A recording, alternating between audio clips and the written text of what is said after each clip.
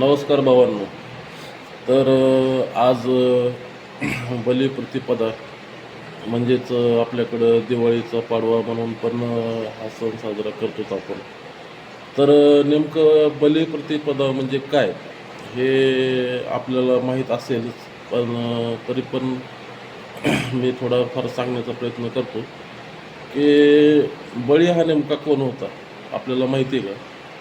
बळी हा एक राजा होता आणि तो दुसरा तिसरा कोणी नसून भक्त प्रल्हादाचा नातू आणि विरोचनाचा मुलगा हा बळी नावाचा एक राजा होता.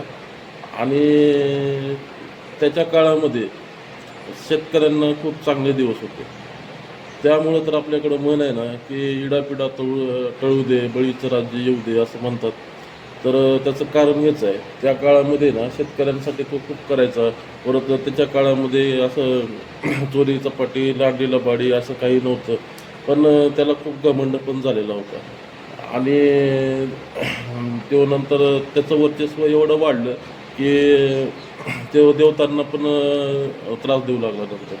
तर त्याचा नाश करण्यासाठी विष्णूने वामन रूपामध्ये अवतार घेतला आणि त्याला 3 पावले जमीन मागितली आणि त्याच्यामध्ये 1 पाऊल पृथ्वीवरती, दुसरं पाऊल स्वर्गावरती आणि तिसरं पाऊल त्याच्या डोक्यावरती टाकून त्याला संपवलं आणि एक वरदान पण दिलं, की याच दिवशी तुला तुझ्या राज्यामध्ये एक दिवस येण्याचा चान्स मिळेल.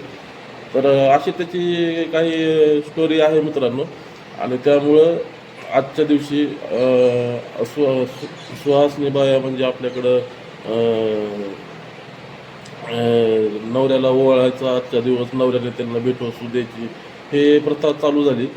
अशा प्रकारची थोडीफार संक्षिप्त माहिती आहे. तर तुम्हाला हा व्हिडिओ कसा वाटला नक्की कमेंट करून सांगा. तोपर्यंत जय हिंद, जय महाराष्ट्र.